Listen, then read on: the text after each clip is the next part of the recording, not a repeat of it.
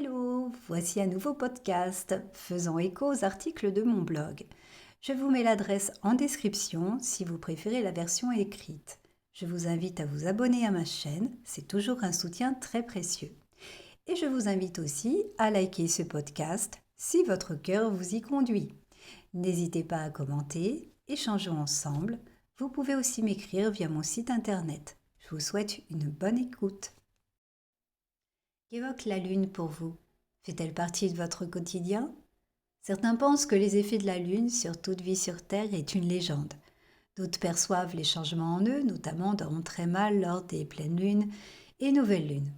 Et pourtant, les phénomènes des marées sont calés sur le calendrier lunaire. Pourquoi le reste du monde n'y serait donc pas sensible? Peu importe les ressentis, les preuves et les croyances. Ce que j'aime, c'est raconter des histoires.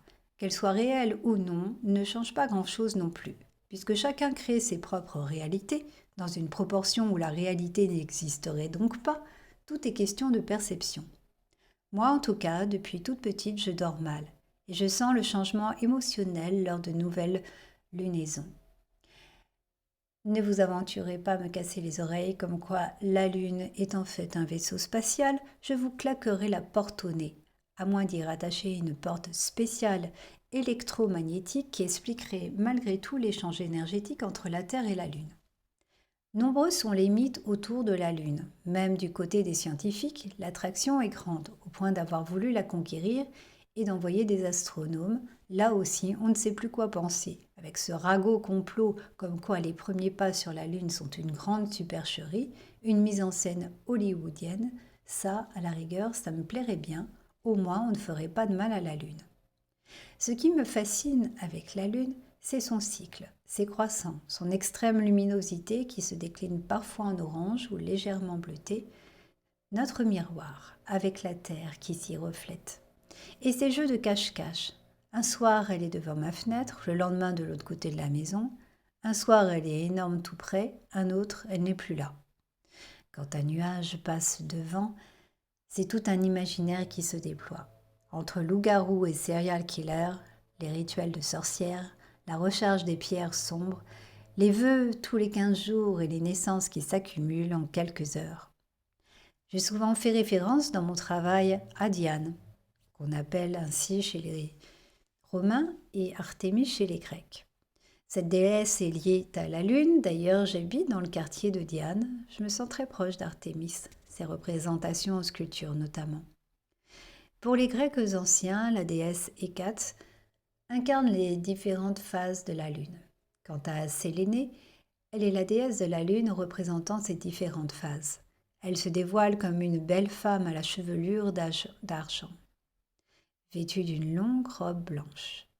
Elle conduit un char tiré par 2 chevaux blancs et elle traverse un ciel nocturne, illuminant la nuit. Sélénée est associée à la fertilité, à la maternité et à la beauté.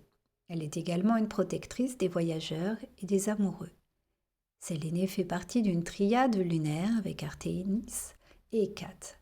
Artémis est la déesse du croissant de lune et Hécate est la déesse de la nouvelle lune. Chacune des 3 déesses est associée à une phase de la lune. La lune explore nos émotions, c'est le yin, à l'opposé du soleil yang, elle symbolise le féminin. La lune symbolise l'inconnu, la face cachée de nos émotions. D'ailleurs, les menstrues s'appellent aussi lune et se déroulent selon 4 phases comme la lune durant 29 jours. En décembre 2021, j'ai commencé une performance étalant sur 21 lunaisons. Tous les 15 jours, pour la pleine et la nouvelle lune, je me suis mise en scène au travers de courtes vidéos. Ce fut ma façon de rendre hommage à la lune avec des pratiques chamaniques, une connexion avec la nature. La plupart des scènes ont été tournées dans les stérelles, ce qui a rajouté une dose de challenge.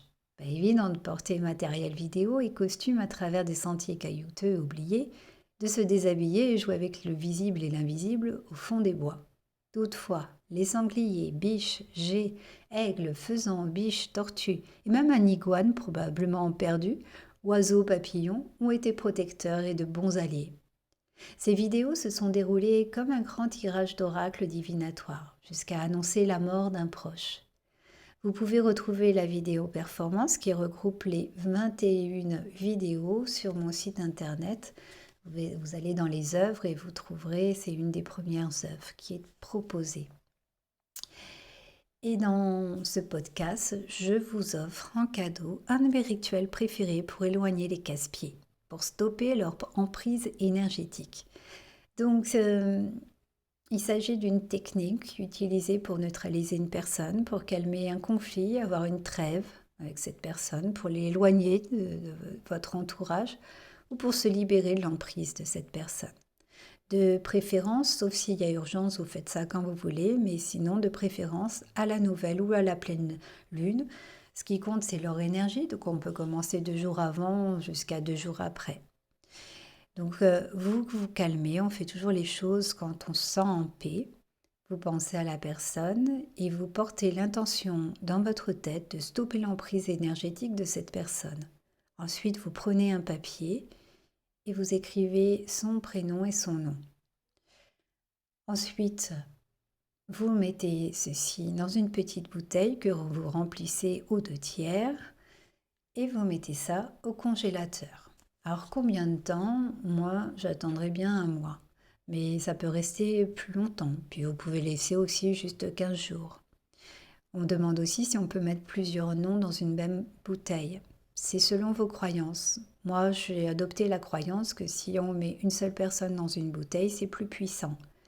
Mais on peut aussi avoir des bouteilles avec plusieurs prénoms et noms dans la même. Voilà, attention, hein, c'est vraiment très très puissant, mais ça peut être d'un grand recours. Voilà, à bientôt.